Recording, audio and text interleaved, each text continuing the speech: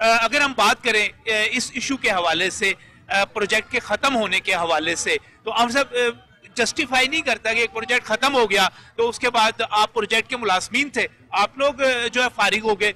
सरकार ये कहती है, क्या ये मौकफ आपके लिए काबिल कबूल नहीं है? जी, इसमें बिल्कुल काबिल कबूल होता अगर प्रोजेक्ट एक्चुअली जैसे सरकार कह रही है खत्म हो चुका होता।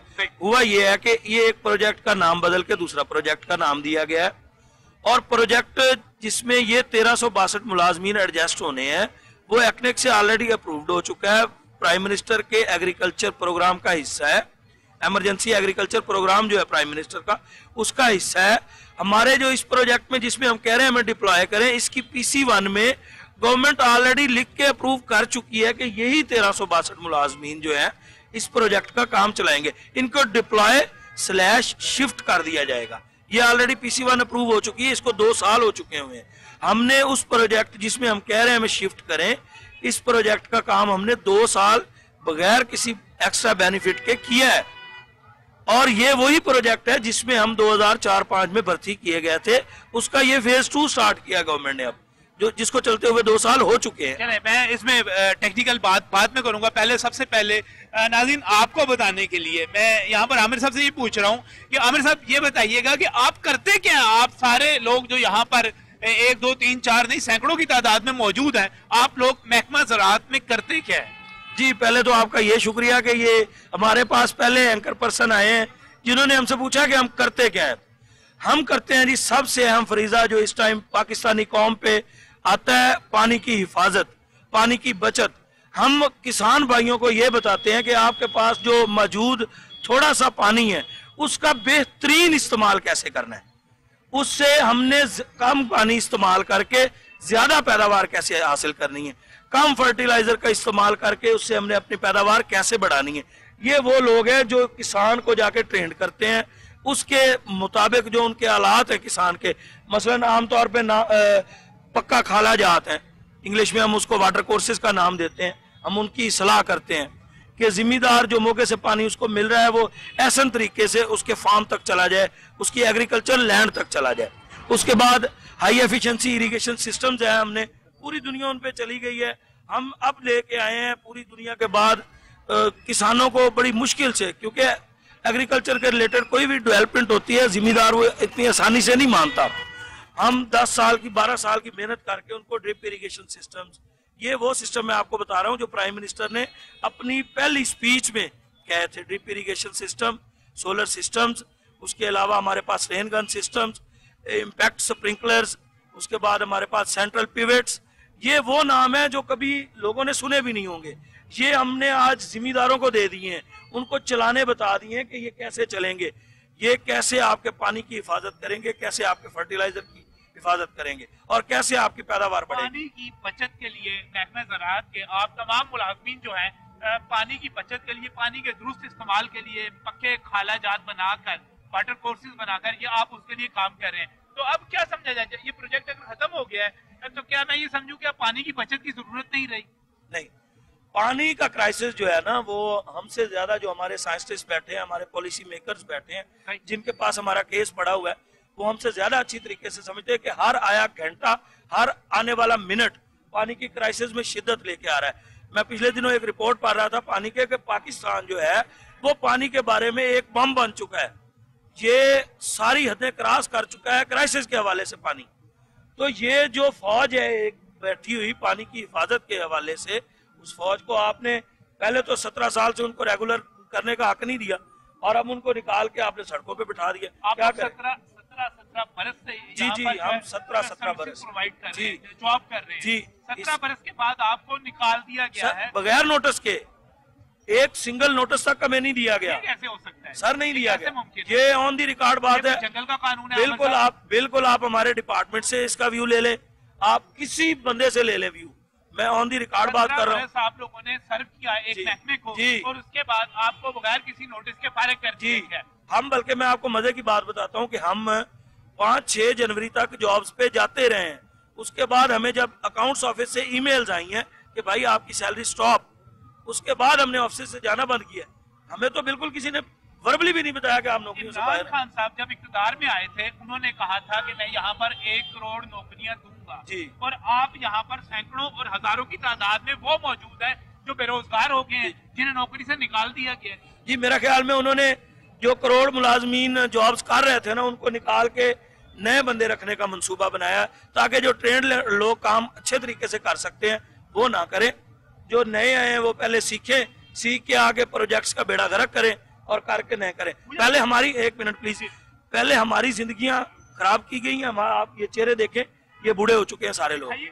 ये दिखाइए तादाद में लोग मौजूद हैं और जिस तरह आप कह रहे हैं कि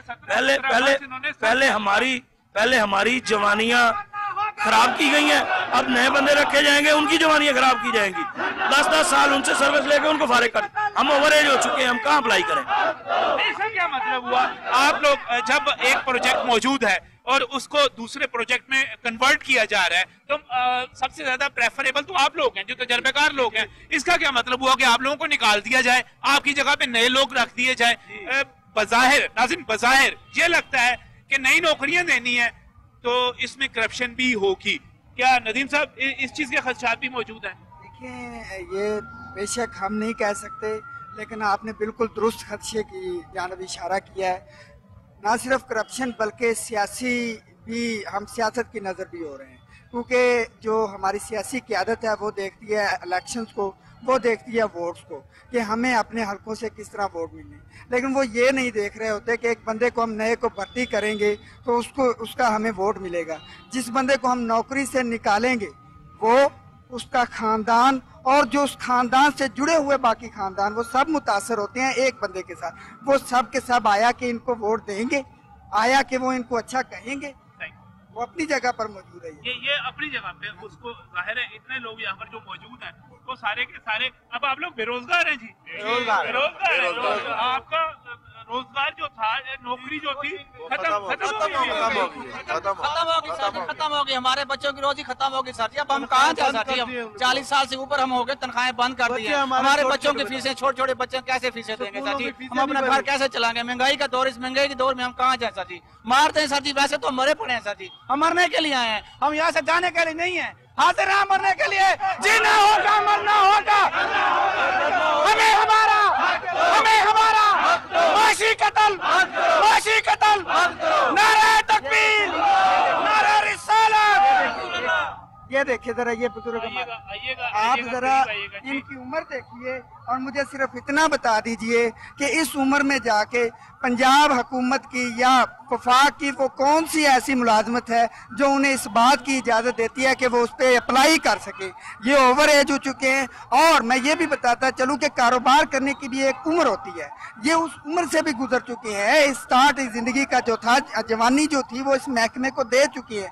अब इनके पास कोई इसके सिवा रास्ता नहीं बचा कि या तो इसी महकमे में काम करें या अल्लाह ना करे बच्चों को भूख से बिलकता तो ये देख नहीं सकते, उम्र के इस हिस्से में ये खुदकशी करने पर मजबूर हो जाएं। ये मेरे भाई, आप उनकी जानब देखिए कि उम्र का कौन सा हिस्सा है। अब ये इस दौर में कहाँ जाएंगे? महंगाई के इस दौर में इनके पास इसके सिवा कोई आसरा नहीं, कोई रास्ता नहीं बचा कि मासवा इसके कि यहाँ परस्ती बारिश में ये बैठे हुए हैं, पनाह लिए हुकूमत पंजाब की और वज़ीर आला पंजाब उस्मान बुज़दार साहब की राह तक रहे हैं। ये भी हमारे जनाब वज़ीर आला पंजाब साहब के, ये भी पंजाब के शहरी हैं। ये देखिए, उनकी जानब आप देख लीजिए, कोई बंदा आपको ऐसा नहीं मिलेगा जिसकी उम्र 40 से नीचे हो, 40 से 45। और मुझे कोई पंजाब हुकूमत की पॉलिसी बता दें कि जो 40 साल मुलाजमत रखने वाले बंदे को उम्र की हद में रियायत है कि मुलाजमत मिलती हो, नहीं मिलेगी। अब ये बेरोजगार हैं तो उसका मतलब है बेरोजगार हैं, ये कहीं अप्लाई भी नहीं कर सकते, कारोबार भी नहीं कर सकते क्योंकि उम्रें नहीं रही। और इस डिपार्टमेंट, जो हमारा डिपार्टमेंट हमें मांग रहा है, हमारी सर्विसेज मांग रहा है, वो भी हम करने के लायक नहीं रहेंगे। सिर्फ एक डिपार्टमेंट आपकी सर्विसेज मांग रहा है तो फिर रुकावट क्या है? आप जाएं, जाके जॉब करें, डिपार्टमेंट आपको कह रहा है आए। हमारे डिपार्टमेंट ने समरी मूव की, जो एक पॉलिसी, जो तरीकाकार होता है हुकूमत का, उसके मुताबिक डायरेक्टर जनरल वाटर मैनेजमेंट की जानब से, हमारे सेक्रेटरी एग्रीकल्चर की जानब से एक समरी मूव की गई। उस समरी में ये लिखा गया बाकायदा कि ये 1362 मुलाजमीन हमें चाहिए। National programme for improvement of water courses phase 2 एक प्रोजेक्ट है जिसका फेज़ 1 में हम भर्ती हुए थे 2005 में। उसके फेज़ 2 में हमें एज इट इज़ शिफ्ट करने के लिए समरी मूव की गई हमारे डिपार्टमेंट की जानब से, हुकूमत पंजाब की जानब। ये जो इमारत मेरे पस मंजर में नजर आ रही है प्लानिंग एंड डेवलपमेंट वाले, इन्होंने बाकायदा हमारे हक में लिख के भेजा।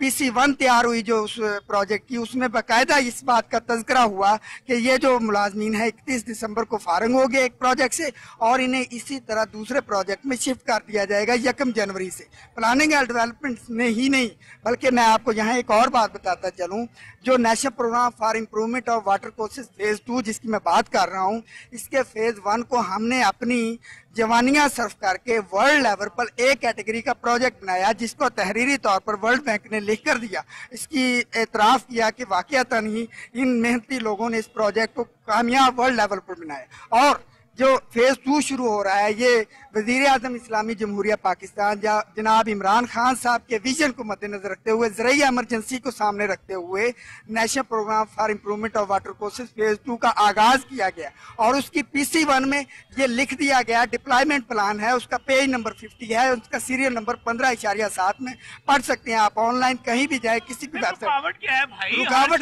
प्लानिंग एंड डेवलपमेंट मैं आपको मैंने लिख दिया सारी जगहों पे, जी मैं आपको मैं आपको बता, रुकावट ये है कि वो समरी इस वक्त पड़ी हुई है पंजाब कबीना में मंजूरी की मुंतजर। 9 माह हो गए हैं, इस दफ्तर से उस दफ्तर, उस दफ्तर से उस दफ्तर, ये धक्के खा रही है, मंजूरी नहीं हो रही कि बस जी उसको लिख दें, उसको लिख दें। अब इस वक्त करंट सूरत हाल ये है, पंजाब कबीना का इजलास होना है, उसके एजेंडे में समरी ने शामिल होना है, जनाब वज़ीर आला साहब उस्मान बुज़दार साहब ने उसकी मंजूरी देनी है, तो हम लोगों ने अपनी नौकरियों पे वापस जाना है। ना वो 9 में तेल होगा, ना राधा नाचेगी, ना वज़ीर आला साहब और वो पंजाब कबीना का इजलास हो, ना उसमें हमारे एजेंडे में शामिल हो, ना उसकी मंजूरी। और मीनवाइल क्या हो रहा है, 1 जनवरी से हमारी तनख्वाहें बंद हो गई, हम बेरोजगार हो गए, हमारे पास और कोई रास्ता नहीं बचा कि हम रोड पर आ जाए। अगर वो मंजूरी हो जाती है तो 1 जनवरी से हम अपनी जॉब पर होंगे, वही जो हमारे डिपार्टमेंट ने हमें मांगा है हमारी सर्विस।